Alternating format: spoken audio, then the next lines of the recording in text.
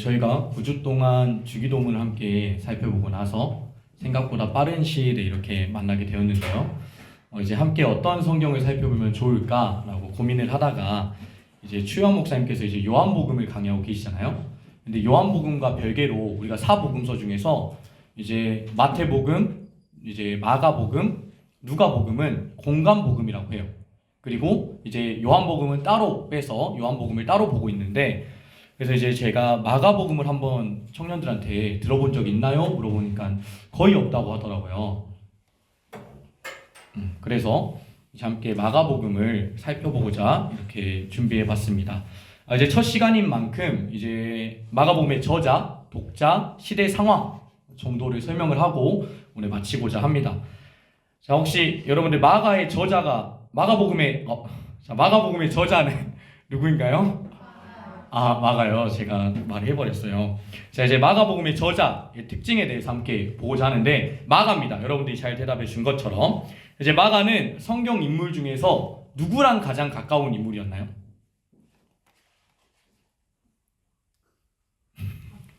누구예요? 네, 바나바죠. 네, 바나바. 친척인 바나바와 이제 굉장히 가까운 사이였어요.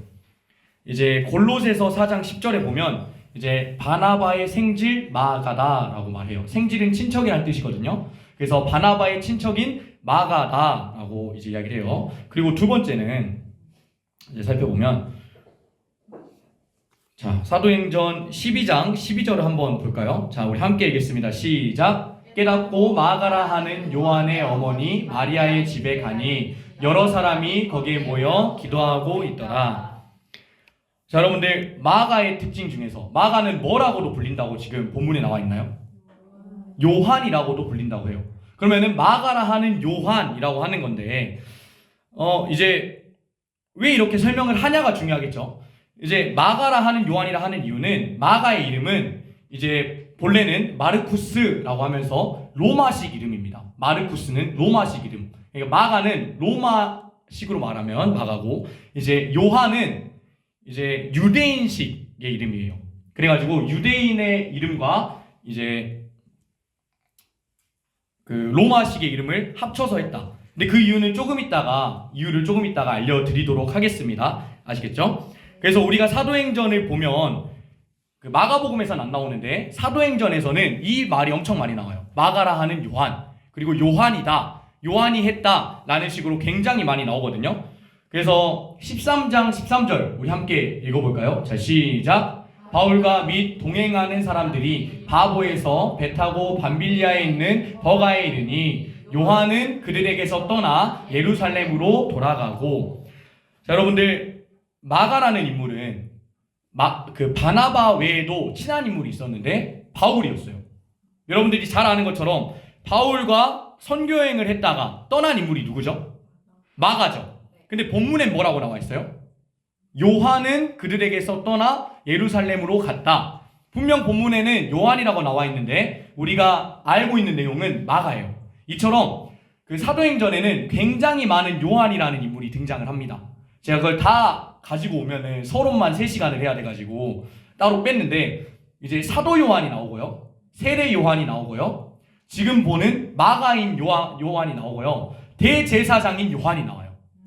그래서 이게 굉장히 보기 어려운데, 사도행전에서 말하고 있는 지금 버가에 이른 이 요한은 이제 이어지는 본문을 살펴보면 알다시피 다시 요한을 데리고 가자고 해요. 요한을 데리고 가자, 바나바가. 그때 그것을 증거로 해서 지금 바울과 선교여행을 포기했던 인물이 바로 마가다. 이해되시나요? 네. 여기까지 이해되시나요? 네, 마가복음의 저자인 마가는 첫 번째 바나바의 친척이었고, 두 번째는 이제 요한이라고도 불렸다라는 것입니다. 자, 그래서 증거 9절입니다. 제가 읽진 않겠어요. 자, 마가라 하는 요한을 데리고 가지 않겠냐라고 바나바가 했는데, 이제 바울은 뭐라 그래요? 근데 싫어. 왜 싫다고 하냐면, 여러분들 혈연애, 여러분들 가족욕하면 못 참잖아요. 그렇죠? 내 욕은 해도 참지만 가족욕하면 못 참잖아요. 바나바한테 이제 조카의 욕을 한 거예요. 아니, 걔 선교여행 포기하고 간 얘잖아. 나 걔랑 못 가. 라고 하니까 바나바가 아니 우리의 그런 일 아니야 라고 하면서 심히 다투고 어떻게 했냐면 서로 갈라져 가지고 마가를 데리고 구브로라는 지역으로 이동하게 되는 겁니다. 이해되시죠? 그래서 바울의 1차 선교 여행 중간에 사역을 포기했다가 바나바가 다시 데려간 인물이 마가다. 이해되시죠? 그래서 어떤 특징이 있냐? 선교 여행을 포기하고 돌아온 자다 라는 것이죠. 분명히 선교 여행을 1차 때 포기했지만 2차 선교 여행 때는 바나바를 따라서 이동했던 인물입니다. 이해되시죠? 네, 그리고 우리가 중요한 게 하나 더 있어요. 우리 마가라고 하면 떠오르는 그 장소가 있습니다. 자, 마가 하면 떠오르는 장소가 어디죠? 마가의 다락방. 자, 마가의 다락방에 관련된 인물이에요. 근데 성경 구절을 보면 마가의 집에 갔다고 하지 않아요. 요한의 어머니인 마리아의 다락방으로 갔다라고 성경에 나와 있어요. 그래서 이 마가라는 요한이라는 단서가 굉장히 중요한 단서입니다. 우리가 마가복음의 저자를 이해하려면. 그래서 이 마가의 다락방을 왜 제가 이야기를 했냐? 선교 여행을 포기한 이유에 대해서 학자들이 두 가지 정도로 이야기를 하고 있어요. 첫 번째는 부잣집 아들이다 보니, 자, 이제 마가의 다락방에 몇 명이 있었죠? 120명. 맞아요. 120명이 다락방에 있었어요. 그러면 원래 집은 어느 정도로 컸을까요? 엄청 컸겠죠. 다락방이 120명이 살 수 있는데. 그런 것처럼 엄청 부잣집 아들이 선교가 쉬워요, 어려워요? 어렵죠. 근데 아마 여행 정도로 생각하고 출발을 했다가 너무 힘드니까 돌아갔을 것이다 라는 게 이제 학자들이 그냥 추론하고 있는 내용이에요. 왜냐? 내가 기대했던 여행과 너무 달랐기 때문에 너무 이 선교를 포기하고 싶다, 하기 싫다 라는 생각이 들었겠죠. 근데 여기서 중요한 게 있습니다, 여러분. 그 성경에서는 마가가 왜 실패했는지에 대해서 많은 언급을 하고 있지 않아요. 그냥 돌아갔다고만 말합니다. 그렇죠? 뭐 돌아가서 마가가 잘못되었다, 아니면 마가는 하나님을 떠난 자다 라는 표현을 했을까요? 안 했을까요? 하지 않았어요. 어제 디모데후서 4장 11절을 제가 읽어드리면 내가 올 때에 마가를 데리고 오라, 그가 나의 일에 유익하니라 라고 바울이 이야기를 합니다. 자, 분명 마가와 싸웠던 바울이 나중에 바울이 이제 얼마 남지 않은 생애를 마감할 때 어떤 이야기를 하냐면 마가를 데리고 오라고 해요. 그리고 나의 일에 유익한 자라고 이야기를 합니다. 이게 그러면 성경에서 무엇을 말하고 싶었던 걸까요? 여러분이 잘 아는 것처럼 마가는 지금 선교 여행을 포기한 선지자였어요. 그리고 선교사였죠. 근데 나중에 바울에게는 가장 유익한 인물로서 하나님의 귀한 사역을 동참할 수 있는 인물이 되었어요. 여러분, 마가가 다시 바울에게 돌아올 수 있었던 이유가 무엇이었을까요? 저자의 힌트 중에서 도대체 무엇 때문에 선교를 다시 할 수 있었을까요? 왜 유익한 자가 될 수 있었을까요? 네, 맞아요. 그것은 바나바 때문입니다. 성경에선 바나바에 대해서 많은 이야기를 하고 있지 않습니다. 하지만 명확히 성경에선 바나바라는 인물을 이렇게 평가하고 있어요. 바나바는 위로하는 자다. 그리고 제자 중에 가장 사랑이 많았던 자다라고 이야기를 해요. 바나바의 삶의 모습은 사랑 그 자체였습니다. 그래서 마가를 포기한 바울이 아닌 마가를 선택해서 마가를 이끄신 그 바나바라는 인물은 하나님을 옆에서 증거했을 것이고요. 어떻게 선교해야 되는지 알려줬을 거예요. 그 모습을 통해서 마가는 분명 선교를 포기한 이유가 뭘까요? 본인의 사명이 뚜렷하지 않으니까, 내 사명이 아닌 것 같은데 하고 돌아가게 되는 거예요. 그런데 바나바라는 사람, 바나바라는 선교사와 함께하니 나의 사명이 명확해지고 하나님의 일꾼으로 세워지는 과정을 겪고 나니 다시 한번 바울에게 유익한 자로 거듭날 수 있었던 것이죠. 이해되시나요? 여러분, 우리도 다를 바 없지 않나요? 우리의 삶이 하나님의 뜻인지 아닌지 분간이 안 되잖아요. 또 이 길이 맞을까? 내가 잘하고 있을까? 라는 고민들이 들고 포기하고 싶을 때가 많이 있을 거예요. 근데 우리는 마가라는 인물을 통해서 분명히 실패한 선교사에서 마가 복음서를 쓸 수 있는 인물이 될 수 있었던 것은 사명이 명확했기 때문입니다. 여러분들이 이 마가복음을 통해서 사명자가 되시길 선포합니다. 또한 옆에 있는 사람이 흔들리고 있을 때, 넘어지고 있을 때 바나바와 같은 인물이 되어서 그 사람의 사명을 알려주고 그 사람을 세워줄 수 있는 사람이 되시길 바랍니다. 네. 자, 그러면 우리 한번 좀 딱딱하니까 옆에 있는 지체들 한번 바라볼까요? 네, 옆에 있는 지체들 한 번씩 바라보시고 이렇게 한번 따라해볼까요? 괜찮아, 내가 함께 해줄게. 자, 시작! 괜찮아, 내가 함께 해줄게. 자, 우리가 그런 사람들 되시기 바랍니다. 알겠죠? 네, 좋습니다. 이어서 살펴보겠습니다. 자, 마가복음의 이제 핵심, 누구한테 썼냐가 중요하겠죠? 자, 마가복음의 수신자를 알아보도록 하겠습니다. 마가복음은 로마에 거주하는 이방인 신자들에게 썼어요. 그래서 마가복음에 우리가 읽어보면 독특한 부분들이 있는데 히브리어나 아람어로 이야기한 단어들이 있죠. 그것을 다시 한번 설명하는 구절들이 있어요. 제가 예시로 가지고 왔습니다. 자, 달리다 굼, 고로반, 엘리 라마 사박다디 라고 하고 옆에 이 말을 붙여요. 곧 번역하면 소녀여 일어나라. 고르반, 곧 하나님께 드림이 되었다. 왜 이렇게 알려줄까요?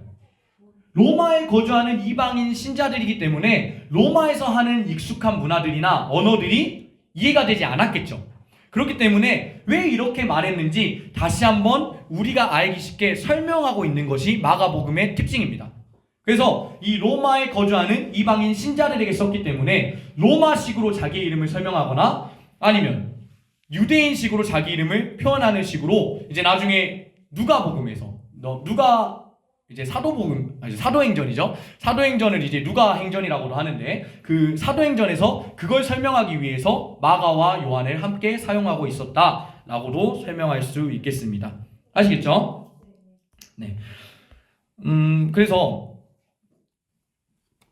자, 마가복음이 도대체 왜 이방인들에게 쓰여져 있느냐라는 게 중요하겠죠. 로마에 거주하고 있는 이방인 신자들에게 도대체 왜 쓰여져 있느냐 가 핵심이겠죠. 그걸 알려면 마가복음의 이제 배경을 알아야 돼요. 네, 배경. 서론이 이제 좀 차근차근 진행을 하고 있는데, 자, 마가복음의 저작 배경은 이제 주후 AD 60년대에서 70년대라고 나와 있습니다. 우리가 요한복음의 그 목사님께 살펴보실 때 우리가 외적 증거와 내적 증거를 살펴보면서 이야기를 했잖아요. 근데 마가복음의 핵심은 내적 증거가 하나도 없어요. 이해되시나요? 언제 쓰였는지 정확히 나와 있지 않아요. 근데 성전 파괴에 대한 이야기가 없는 걸 보니 AD 60년대 이후일 것이다 라고 추측을 하고 있어요. 그리고 이제 다른 여러 외경들을 통해서 이제 로마의 역사적인 시기와 겹쳐 있는지를 확인을 했는데 이제 AD 64년경에 굉장히 중요한 일이 일어납니다. 어떤 일이 일어나냐면 로마 황제의 대화제를 일으켜요. 누구죠? 맞아요. 어떻게 알았어요? 네로 황제가 대화제를 일으켜서 어떻게 되냐면 내가 정치적인 책임을 물어야 되잖아요. 그쵸? 그래가지고 학자들이 뭐라 생각하냐면 네로 황제가 정신적 질환이 있었을 것이다 라고 말을 많이 해요. 그래서 정신적 질환으로 인해서 화제를 냈는데 그것을 왕이니까 책임을 져야 하는데 그 당시에 통제가 안 되는 딱 한 부류가 있었어요. 그게 누구였냐면 그리스도인들이었어요. 로마 황제 말도 안 듣고 딱 한 명만 믿는 거죠. 예수 그리스도. 그러다 보니까 로마인들에게 그리스도인들이 화제를 일으켰다라고 해서 소문을 내고 그때 이후부터 64년 이후부터 계속되는 박해가 시작이 되는 거예요. 이해되시나요? 그래서 이러한 박해 가운데에 있는 로마 안에 살고 있는 이방인 신자들이 믿음을 지키기 쉬웠을까요? 어려웠을까요? 어려웠겠죠. 로마 안에서 살고 있는 수많은 신자들 있잖아요. 그들에게 쓰다 보니 그들이 어려움을 겪게 되는데 이 어려움을 겪을 뿐더러 두 가지의 궁금증이 생기게 되는 거예요. 마가복음의 주제이기도 하는데 첫 번째 궁금증은 예수란 누구인가? 라는 궁금증이 생기게 되는 거예요. 그리고 도대체 예수를 믿는 삶이 무엇인가? 두 가지의 질문을 가지고 믿음이 흔들리기 시작합니다. 분명히 우리를 구원하러 오신 예수님이 오셨다곤 하는데 주후니까 예수님이 오시고 난 일이거든요. 예수님이 승천하시고 나서 예수를 믿는 우리의 삶을 보니 아니 도대체 그 사람이 누구길래 예수를 믿는다는 이유 하나만으로도 죽어야 하는가? 그러면 내가 예수를 안 믿게 돼도 괜찮은 것인가? 예수를 믿는 삶은 목숨을 유지하면서 복음을 전하는 것인가? 아니면 끝까지 믿음을 지켜서 죽어야 하는 것인가? 라는 의문이 생기게 되는 겁니다. 이해되세요? 그래서 이 마가복음은 무엇을 위해 쓰였냐면 하나님을 믿지만 예수를 모른다고 하면 사는 그러한 시대에서 베드로 전후서와 마찬가지로 하나님을 믿으면 어떻게 살아야 된다라는 것을 알려주고 있는 것. 그러니까 예수를 믿는 삶이 무엇인지 나중에 이제 살펴보면 나오지만 마가복음은 제자도에 대한 이야기가 굉장히 많습니다. 예수님은 이런 일을 했어. 근데 우리들은 이걸 하면 좋겠다고 이야기하셔. 라는 이야기로 쭉 이어져 있어요. 아시겠죠? 그래서 결론은 이 마가복음을 쓴 이유, 마가복음을 쓴 배경은 무엇이냐? 예수를 믿는다고 하면 죽는 이 시대 가운데에서 예수를 믿는 제자들이 어떻게 살아야 되는지 소망과 위로를 주기 위한 책이다. 아시겠나요? 그럼 한 가지 질문입니다. 자, 잘 대답해 보세요. 마가는 예수님과 함께하던 제자였나요? 맞죠? 맞죠? 누가는요? 누가는 아니죠. 근데 마가는 맞죠? 확실해요? 마가는 제자가 아닙니다. 네, 마가는 누가와 함께 제자가 아니었어요. 근데 중요한 것은 그러면 제자가 아닌데 도대체 어떻게 예수님 행적을 알았냐라는 거죠. 맞나요? 그래서 제가 아까 말한 것처럼 이 시기에 쓰인 다른 서신서가 있는데 그게 바로 베드로 전후서예요. 그래서 우리 베드로 전서 5장 13절 한번 읽어볼까요? 자, 시작. 택하심을 함께 받은 바벨론에 있는 교회가 너희에게 문안하고 내 아들 마가도 그리하니라. 그러면 마가의 아빠가 베드로인가요? 점점 미궁에 빠지고 있습니다. 누구죠? 아들이라 함은 그만큼 친했던 제자였다. 그러니까 마가는 결국 바울을 따랐던 자도 아니고 베드로에게서 바나바에게 신앙의 기초가 쌓이고 베드로에게 믿음 생활을 함께 배운 사람이에요. 그러다 보니까 마가복음을 읽어보신 분들이 있죠. 읽어보면 굉장히 제자들의 마음이 많이 나와요. 제자들이 당황했더라, 알지 못하더라, 놀랐더라, 두렵더라. 그러니까 베드로가 옆에서 여러분들 놀라운 사람, 여러분들 만약에 대통령 만나고 나면 나 대통령 만났다? 라고 말할 거죠. 그런 것처럼 그 당시에 최고였던 예수님 만났던 사람이잖아요. 예수님 부인도 해본 사람이잖아요. 사랑하냐고 물어보기도 해봤고. 그러다 보니까 옆에서 항상 증거를 했던 거야. 마가야, 내가 있잖아, 항상 사역지 옮기면서 마가야, 내가 예수님 만나면서 이런 일이 있었다? 이런 것들을 계속 적은 거예요. 마가복음을 통해서. 그래서 어떤 이야기를 하냐? 마가복음은 다른 말로 베드로의 복음서다 라고도 말할 정도로 베드로 전서 후서의 문체와 거의 유사합니다. 네, 이해되시죠? 그리고 마가복음의 특징은 사실을 명시하려고 노력을 해요. 뭐 꾸민다든지 새로운 말을 붙이지 않고 역사적인 사실보다는 그 당시에 일어났던 일의 사건 순서대로 짝짝짝짝짝 나열하고 있어요. 그래서 이 마가복음이 공간복음이라고 했죠. 공간복음의 뜻 아세요? 공간복음이 같은 걸 보고 있다라는 뜻이거든요. 같은 관점에서 본다. 그 마태복음과 누가복음은 이 마가복음을 기반으로 해서 썼기 때문에 서로가 동일한 시선과 비슷한 관점에서 많이 묘사가 되어 있어요. 근데 각자의 쓰인 독자의 상황에 따라서 좀 더 추가되거나 빠진 것들이 있는 게 복음서들의 특징입니다. 이해되셨죠? 그래서 마가복음은 베드로의 이야기, 베드로에게 직접 들었던 제자의 이야기가 담겨져 있는 것이다. 아시겠죠? 네, 좋습니다. 그래서 이 마가복음의 특징에 대해서 이제 알아야 우리가 같이 성경을 읽으면서 이해하기가 쉬울 텐데, 이제 마가복음의 특징은 총 4가지가 있어요. 마가복음의 특징은 4가지인데 첫 번째는 빠른 전개입니다. 이 곧이라는 표현이 굉장히 많이 나와요. 마가복음 읽어보신 분들은 아시죠? 곧이라는 단어밖에 안 보여요, 눈에. 곧이라는 말이 얼마나 많이 나오냐면 40번 이상 나옵니다. 그 마가복음이 굉장히 짧거든요. 그 책 자체가. 근데 그 짧은 책 자체에서 40번 이상 언급이 돼 있어요. 그 이유가 뭐냐면 독자들의 상황, 독자들 지금 어떤 상황이에요? 박해받고 있는 상황이죠. 예수 믿으면 잡혀가죠. 옆에 있는 이웃도 사라지죠. 그러한 절박한 상황에서 우리가 마가복음을 읽어보잖아요. 굉장히 빠른 순서대로 이야기가 척척척 막 진행이 돼요. 예수님이 곧 오실 것 같아 막. 그런 것처럼 독자들의 마음을 대변하듯이 빠른 전개로 쓴 게 특징이에요. 그래서 곧, 즉시, 바로 이런 말들이 굉장히 많이 나옵니다. 이해되셨나요? 네. 그리고 두 번째는 샌드위치 기법이에요. 많이 들어보셨죠? 샌드위치의 핵심이 무엇입니까? 새우 샌드위치면 뭐가 들어가? 새우 샌드위치 빵이 새우여서? 새우 패티가 있어서죠. 그런 것처럼 마가적 병렬 구조라고도 하는데 마가복음은 굉장히 특이한 구조를 가지고 있어요. 본문을 이제 진행하면서 함께 볼 건데 다른 사건들, 그러니까 같은 사건 사이에 다른 사건을 넣고 같은 사건을 또 넣어요. 그 이유가 예수님이 하고 싶은 메시지가 가운데에 있어서 그런 거예요. 그래서 그 위에 아래에 있는 사건을 봐봐라. 그 안에 예수의 메시지가 어떻게 이루어지고 있는지 봐라. 라는 식으로 마가의 병렬 구조가 이런 식으로 진행이 돼요. 그래서 굉장히 독특한 샌드위치 기법으로 계속 성경이 펼쳐져 있는다. 그래서 이거를 유념하시고 우리가 함께 성경을 보시면 좋을 것 같아요. 그리고 세 번째는 아까 말한 것처럼 제자들에 대한 관심이 굉장히 많다. 어떻게 하냐면 아까 두 가지 질문이 생긴다 했죠. 예수는 어떤 사람인지, 그리고 예수를 믿는 삶은 무엇인가.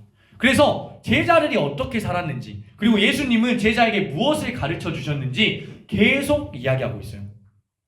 그래서 다른 복음서에 비해서 제자들의 관점으로 굉장히 많은 이야기가 풀어져 있고 제자는 어떤 마음이었는지 이야기가 계속 나와요. 네, 그래서 그거를 우리가 주목하면서 함께 보면 좋겠고 마지막 이게 핵심입니다. 마가복음의 절대적인 핵심은 메시아의 비밀입니다. 이제 메시아닉 시크릿이라고 하는데 마가복음만 가지고 있는 특징이에요. 이름만 들으면 어때요? 뭔 것 같아요? 그러니까 예언이 담겨 있을 것 같고 그러죠. 이게 무슨 말이냐면 그러니까 하나님이 보내신 예수 그리스도는 우리를 구원하러 오신 메시아다라는 것이 점진적으로 드러나요. 맨 처음에 확 드러난 다음에 갑자기 사라져요. 그래서 점진적으로 맞아, 예수님의 아들이야, 내가 예수야, 이런 식으로 점점 본인이 증거하기 시작합니다. 그래서 나중에 우리 본문 보면서 이야기할 건데 여러분들 예수님이 하나님이심을 제자들도 계속 몰라요. 근데 딱 누가 아시는지 아십니까? 귀신을 쫓을 때 귀신이 제일 먼저 알아요.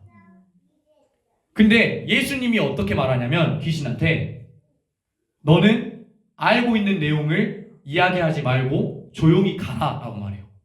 그러니까 내가 예수 그리스도임을 알리면 안 돼 라고 귀신에게 명시하고 있는 거예요. 이 내용이 계속 이어집니다. 흥미진진하죠? 빨리 보고 싶죠? 근데 어쩔 수 없어. 한 달에 한 번만 봐야 돼 저희.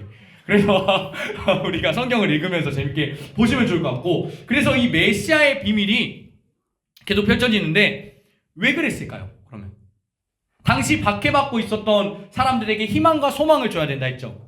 근데 제가 주기도문을 알려주면서 이야기했던 게 있어요.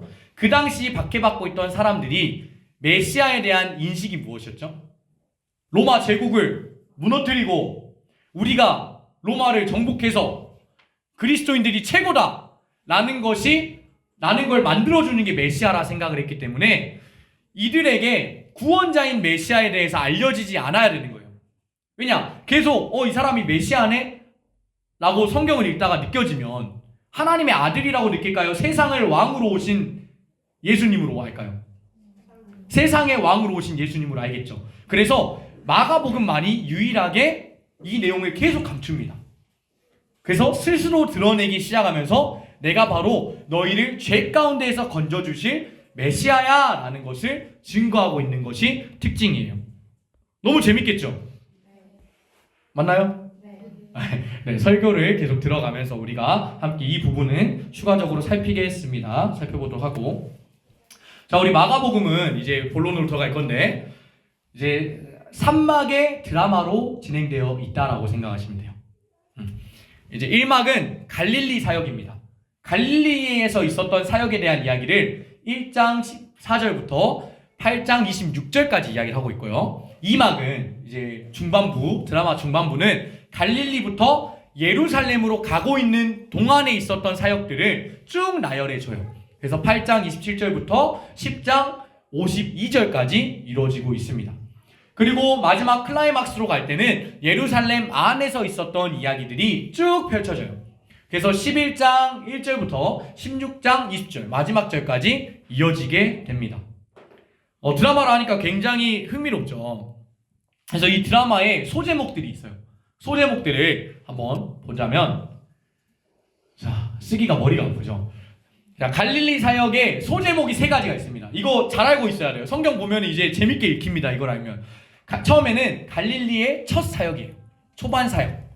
그리고 이제 후반 사역. 그리고 이어지는 게 이게 핵심입니다. 마가복음에서 처음으로 이방인에 대한 사역을 시작하는 건 갈릴리 사역이 끝날 때쯤에 갈릴리 주변으로 나아가요. 이제 예수님이 함께 배를 타고 넘어가시고 배를 타고 돌아오시고 다시 배를 타고 가시고, 이런 초기 사역이 이루어짐으로써 나중에 사도행전을 보면 이제 이방인들로부터 원활한 복음이 전해지기 시작한다. 그러한 기반을 마련하는 게 초기 사역이었습니다. 그리고 중반부에서는 우리 잘 알고 있죠. 이곳이 어디냐? 빌립보 가이사랴. 여기서 날 뭐라 하냐? 이거 있죠. 그게 이제 이야기의 중요한 전환점이에요. 내가 누구인지 드러내기 시작합니다. 8장까지는 예수가 그리스도임을 드러내지 않아요. 근데 8장 27절부터는 내가 예수야, 내가 하나님의 아들이야 라는 것을 점점 확진적으로, 점진적으로 알려주셔요. 그리고 이제 갈릴리를 건너가시고 요단강 건너편과 여리고를 오가시면서 이제 말씀을 하시거든요. 자, 이제 슬롯이 쳐져 있죠. 이제 10장 1절부터 45절까지는 요단강 건너편에 있는 사역. 그리고 52절부터, 그러니까 46절부터 52절은 여리고에 대한 사역에 대해서 말하고 있어요. 그리고 마지막은 클라이막스입니다. 이거는 어떻게 되냐면 감람산 갔다가 베다니 갔다가 예루살렘 갔다가 감람산 갔다가 베다니 갔다가 예루살렘 갔다가 겟세마네 가서 기도하고 예루살렘으로 돌아가서 승천하세요. 그래서 쓰기 어렵겠죠. 그래서 이렇게 썼습니다. 계속되는 이동이 펼쳐져요. 그러면서 예수님이 마지막을 향해 달려가고 있는 모습이 급진적으로 계속 연출이 되고 있습니다. 아시겠죠? 우리 함께 살펴보면서 나중에 더 보면 좋을 것 같습니다. 아시겠죠? 소개하고 있는 거니까. 자, 여러분들 혹시 책 같은 거 써보셨어요? 절대 없죠. 그러면 리포트, 독후감 쓸 때 첫 시작 뭐라 그래요? 우리 어린이 때는 학교 숙제로, 학교 방학으로 파브리의 곤충기를 읽으라고 했다. 이렇게 시작하죠? 그러면 이제 좀 나이가 먹어서 그걸 뭐라 시작해요? 이 책에 흥미를 가지게 되어서 시작했다. 이제 대학교 리포트 정도 되면 좀 뭐라 그래요? 내가 평소에 곤충에 관심이 많고 학자적인 연구와 마음을 가지고 파브리의 곤충기를 다시 보게 되었다. 이런 식으로 하죠. 그런 것처럼 첫 시작이 굉장히 중요하단 말이에요. 이해되세요? 근데 복음서를 쓴 저자들도 이 첫 시작을 굉장히 많이 고민했어요. 그래서 마태복음은 자, 예수의 족보라 라고 시작을 해요. 기원부터 알려줍니다. 이해되시나요? 그러면 오늘의 마가복음은 복음의 시작이다. 그럼 누가복음은 이루어진 사실을 확실하게 하려고. 그럼 요한복음은 대초에 하나님이 계신다 라고, 이제 말씀이신 예수 그리스도가 계셨다 라고 시작하죠. 이런 것처럼 의도에 맞게끔 이제 첫 시작을 정하게 되는데요. 이제 마가복음은 시작이 뭐라고요? 복음의 시작이다. 자, 이 이유는 제가 아까 설명했던 그 당시 상황을 살펴보면은 굉장히 이해가 될 수 있는 건데요. 당시 네로 왕에 의해서 환난과 박해를 받고 있었던 성도들이 두 가지 질문, 뭐가 생겼다고요? 예수님은 누구인가 하고, 그 다음 예수를 믿는 사람은 어떻게 살아야 되는지. 그러다 보니 첫 시작을 이렇게 해주는 거예요. 복음이 무엇인가? 예수가 도대체 무엇인가? 그 질문에 대답이라도 하듯이 복음이 뭐였어요? 굿뉴스, 기쁜 소식. 환난받고 있는 성도들이 딱 처음 열어봤을 때 뭘 봐요? 아, 기쁜 소식이 시작이래. 소망을 가질 수 있을까요? 안 가질까요? 그래도 조금은 소망이 있을 거 아니에요. 그래도 하나님 말씀이라는데 이제 기쁜 일 시작이야 라고 하면 우리 좀 괜찮잖아요. 힘들어도. 그런 것처럼 복음의 시작이다. 하나님의 아들 예수 그리스도에 대한 기쁜 소식이 있어 라고 설명을 해요. 그래서 마가복음은 독특한 건 다른 복음서랑 다르게 어떤 추가적인 이야기도 안 해요. 성경을 진행할 때 그냥 깔끔하게 필요한 내용만 쭉쭉쭉쭉 나갈 겁니다. 그래서 오늘 읽은 본문 있죠? 드라마 1, 2, 3편에 포함이 되어 있어요? 안 돼 있었어요? 기억나세요? 드라마 1편 시작하는 구절이 14절부터입니다. 그럼 드라마 시작을 했어요? 안 했어요? 안 했죠? 예고편을 오늘 이야기를 할 겁니다. 알겠죠? 그럼 예고편에 핵심이 있을까요? 없을까요?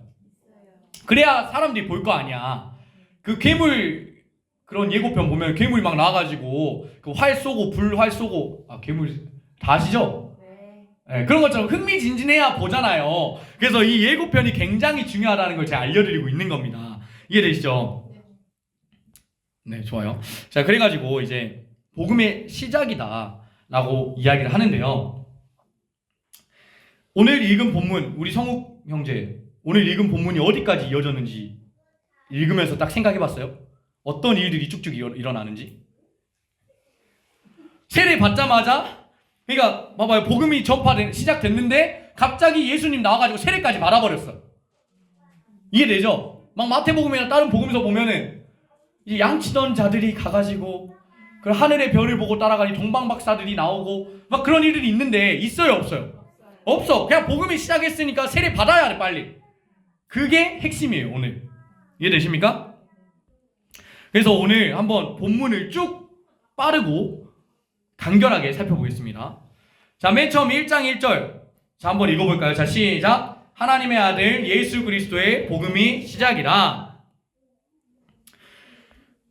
자, 복음의 시작이라고 이야기하고 나서 어떤 일이 있냐면 2절과 3절을 보면 선지자 이사야의 글을 인용합니다. 어떻게 인용하냐면 보라, 내가 내 사자가 내 앞에 왔다. 자, 쉽게 말하면 선지자 이사야가 말하더라. 뭐라 말했냐면 복음의 시작인데 예수님이라는 사람이 오기 전에 누군가를 보낼 거래. 근데 그 사람이 어떤 행색을 하고 있다고 하죠? 낙타털옷을 입고 허리에 가죽띠를 띠고 뭐 메뚜기와 석청을 먹는 그 이상한 예가 있대. 그런 사람이 먼저 보내질 거야. 그리고 그 사람은 뭘 할 거냐면 예수님의 길을 준비할 거래. 라고 너네가 잘 보고 있는 구약에 써져 있어. 라고 시작합니다. 이해되죠? 근데 설명하고 나서 4절을 보잖아요. 이런 말씀이 이때 하자마자 4절을 보면 누가 나오는지 아세요? 그 예비된 사자가 나와버려요, 갑자기. 그러면서 광야에서 회개의 세례를 전해요. 회개하라, 천국이 가까우니라. 이 말도 생략이 되어 있죠. 이처럼 예비한 사자가 등장했고 그 사자는 메시아가 오기 전의 단계를 준비하고 있는 거라고 명확히 마가복음에 계속 설명을 하고 있어요. 이해되십니까? 근데 세례 요한의 말을 들은 온 지방의 유대 사람들과 예루살렘 사람들은 뭐 하죠? 자신의 죄를 자복해요. 그런 다음 세례를 받게 돼요. 근데 이 일들이 중요한 건 만약에 하나님의 말씀 운동, 예수 그리스도의 복음 운동이 끊어진 상태였는데 뜬금없이 옛날 옷을 입고 온 지금 보면 이게 지금 트렌디한 옷이 아니에요. 그 당시에는 좀 멋진 옷도 있고 선지자들 약간 뭐 했냐면 긴 쫙 빼입은 그런 뭐랄까 보자기 같은 옷 있잖아요. 그런 옷들을 쫙 빼입고 머리에 살짝 멋있게 두건도 쓰고 해야 되는데 얘 뭐 하냐면 옛날 사람들처럼 입은 거예요. 낙타털옷 입고 막 가죽에 막 허리띠 막 가죽 허리띠 메고 그리고 뭐 메뚜기를 먹어요. 그리고 막 옛날 꿀 같은 석창 막 그런 걸 먹어요. 근데 그거 보면 모양이 어때요? 이상하잖아요. 근데 그 애가 하나님의 말씀을 전하는데 회개하라고 하는데 그 많은 사람들이 뭐 해요? 회개해서 복음을 받아들여요. 그러면 질문입니다. 세례 요한이 준비된 사자로서 하나님의 길을 준비했는데 사람들은 다음에 올 메시아를 기대할까요? 세례 요한을 기대할까요? 세례 요한에게 기대가 생기겠죠. 갑자기 세례를 받게 되고 회개가 일어나고 말씀 운동이 부흥되고 그러니까 세례 요한이 집중되기 시작해요. 그런데 제가 말한 것처럼 요한은 낙타털 옷을 입고 허리에 가죽띠를 띠고 메뚜기와 설청을 먹었어요. 그러면 이 옷차림이 구약의 누구를 연상시키거든요?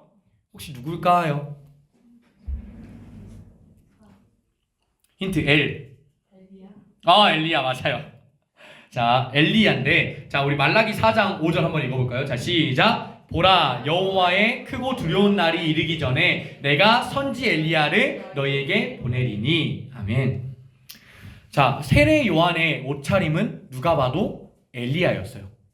그러면 구약에 말하고 있는 이 예언대로라면 마가복음이 왜 굳이 세례 요한의 옷을 기록했냐면 마가복음은 명확히 말하고 있어요. 너희가 주목할 것은 미리 보낸 사자가 아닌 다음에 올 예수 그리스도야 라는 것을 알려주고 있는 거예요. 그래서 마가복음은 다른 거 다 생략했는데 세례 요한이 했던 말을 7절에서 언급하고 있어요. 뭐라고 언급하냐면 제가 읽어드릴게요. 그가 전파하여 이르되 나보다 능력 많으신 이가 내 뒤에 오시나니 나는 굽혀 그의 그의 신발끈을 풀기도 감당하지 못하겠노라. 아멘. 이게 무슨 말이죠? 세례 요한도 본인의 역할을 알고 있어요. 여러분, 저를 주목하지 마시고 앞으로 오실 이를 주목해 주세요. 그분은 어떤 분이냐면 제가 허리를 굽혀서 그분의 신발끈을 풀기도 어려운 분이에요. 그 말이 뭐예요? 나랑 생각하지 못하는, 상상하지 못하는 격차가 있으신 분이다. 나보다 더 위대하신 분이 올 거다 라고 하는데 그 말 하자마자 또 뭐예요? 나는 물로 세례를 베풀거니와 그는 너희에게 성령으로 세례를 베풀겠다. 무슨 말입니까?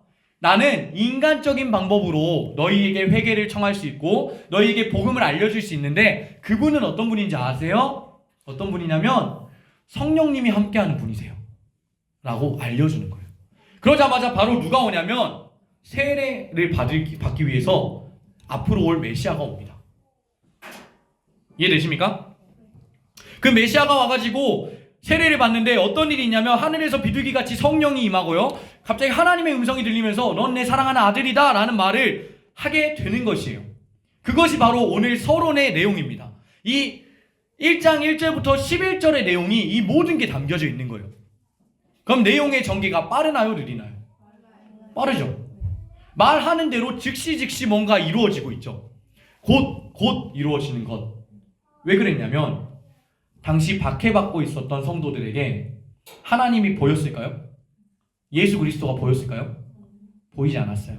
근데 마가복음은 지금 고난받고 있는 너희도 예수님이 함께하고 있어 라는 것을 알려주기 위해서 급진적으로 상황을 전개하고 말하는 대로 즉시 일이 이루어지고 있는 거예요. 그 시간 간격은 있을 수 있지만 서술의 형식을 통해서 곧바로 예수님을 볼 수 있을 것 같이 곧 나에게 오실 것처럼 계속 소망을 주기 위해 힘을 쓰고 있는 거예요. 이해됐나요? 그래서 우리가 앞으로 두 가지 질문에 대해서 계속 살펴볼 겁니다.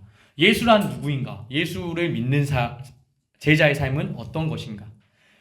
이제 예수란 누구인지는 오늘 사실 거의 알아보고 끝날 수도 있어요. 근데 이어지는 내용은 예수를 믿는 우리는 어떻게 살아야 되는가요? 그래서 오늘 본문에는 예수란 누구냐면 제가 나열해봤는데 하나님의 아들 예수 그리스도라고 하십니다.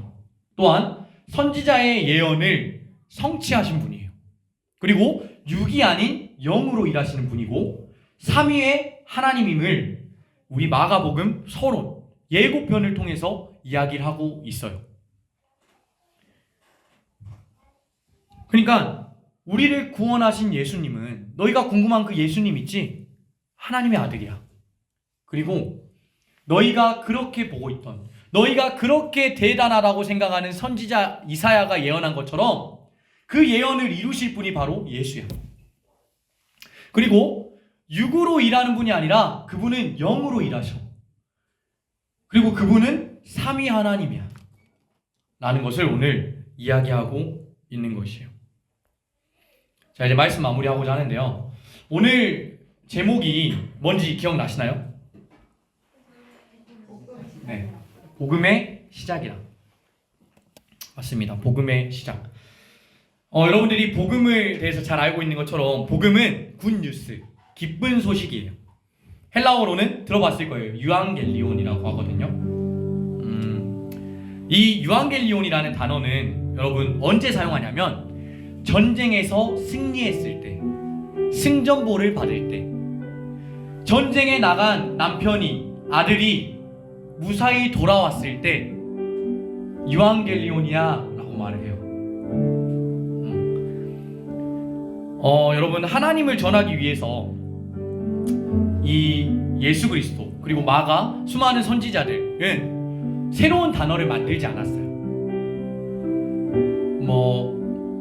유앙겔리온이라는 말을 만든 게 아니라 기존의 그들이 사용했던 말을 통해서 좀 더 쉽게 전하고 싶어 했어요. 여러분들, 그러면 전쟁에서 승리하는 기쁜 소식의 시작이라고 하는 오늘 말씀이 환난과 박해를 받고 있는 그들에게 얼마나 마음에 와닿았을까요? 아마 믿고 싶지 않았을 거예요. 들리지 않았을 거예요. 왜냐? 기쁜 소식, 세상에 말하는 유앙겔리온은 뭐냐면 이길 때만 하는 거예요. 기쁜 소식이 뭐냐면 승리했을 때만 말하는 거예요. 그런데 잘 아셔야 되는 건, 이 기쁜 소식이라는 건 세상의 단어를 사용했지만 복음의 뜻이 이걸로 끝나는 게 아닙니다. 그 당시 환난을 받고 있고, 너 예수만 안 믿으면 돼. 하나님 나도 믿는데 예수를 안 믿고 유대교에 들어오면 너네 살려줄 거야. 근데 예수 믿어? 근데 옆집에 어떤 친구를 보면 예수를 믿는다는 이유만으로 내일 갑자기 사라져요. 사자 경기장에 잡혀가가지고 사자와 싸워야 되고요, 횃불로 사람을 대신해서 매달아서 불로 태워서 죽이기도 했어요. 그러면 과연 그들에게 이 기쁜 소식의 시작이라고 하는 게 얼마나 역설적이었겠습니까? 전혀 이길 것 같지 않은 상황, 승리할 것 같지 않은 상황 가운데에서 기쁜 소식의 시작이라고 하는 것. 여러분들, 이 복음이라는 것이 오늘 우리도 마찬가지인데 세상의 단어로 끝나지 않으셨으면 좋겠어요. 여러분들, 성경에서 말하는 복에 대해서 수많은 목회자들, 수많은 설교에서 되게 멋있는 말로 많이 표현을 해요. 행복이 될 수 있고, 사랑이 될 수 있고, 하나님이 나의 말을 들어주는 것이 될 수도 있고, 여호와 라파 치유의 하나님이 역사하심이 복음이라고 말할 때도 있어요. 그런데 감히 제가 여러분들에게 복에 대한 정의를 내려드린다면, 복은 하나님이 다스려 주시는 삶인 거예요. 그러면 이 복음은 뭐냐면 하나님의 다스려 주시는 삶이 들리는 거예요. 소리 음자를 사용하잖아요. 하나님이 다스려 주시는 삶이 성화의 과정을 통해서 내 삶에서 하나님이 보일 때, 내 삶에서 예수 그리스도가 보일 때 그 복음이 이루어지는 줄 믿습니다. 아멘. 여러분들, 우리가 생각하는 만사형통의 세상의 복이 아닌 성경에서 말하는 다스리심의 복을 받으시길 축복합니다. 그리고 이 복이 우리 마음 가운데 와서 하나님의 마음을 알고 하나님의 사랑을 느껴서 그 하나님을 우리의 삶을 통해서 드러내고 증거할 수 있는 복음을 전하는 우리 청년부 되면 좋겠어요. 아마 이 복음은 당시 박해를 받고 있는 사람들에게 위의 이야기처럼 느껴졌을 거예요. 우리도 마찬가지고요. 하나님 믿었는데 내가 잘 살아야 되는데, 내가 핍박받지 않아야 되는데, 내가 고난받지 않아야 되는데, 하나님 믿으니까 나 하나님 진짜 열심히 믿었고 정말 열심히 봉사했는데 왜 믿지 않는 사람만 잘 되는 거지? 근데 여러분, 그 세상의 복이 아닌 우리는 하나님이 주시는 복을 의지하시길 바라요. 하나님을 믿는다는 것은 하나님이 내 삶을 다스려 주심을 인정하는 것입니다. 하나님이 복 주시는 건 똑같은 상황이지만 그 가운데에서 하나님의 일하심을 느끼는 것이에요. 그 가운데에서 내가 하나님의 사람으로 살아내는 걸 보고, 아, 우리 형제님의 믿음, 우리 전도사님, 우리 집사님, 우리 사모님, 이 믿는 하나님이 궁금합니다. 저도 믿고 싶어요 라고 할 수 있는 것이 성경에서 말하는 복음이에요. 자, 성경적인 근거를 제가 가지고 왔는데요, 우리 이사야서 52장 7절 함께 읽겠습니다. 시작. 좋은 소식을 전하며 평화를 공포하며 복된 좋은 소식을 가져오며 구원을 공포하며 시온을 향하여 이르기를 내 하나님이 통치하신다 하는 자의 산을 넘는 말이 어찌 그리 아름다운가.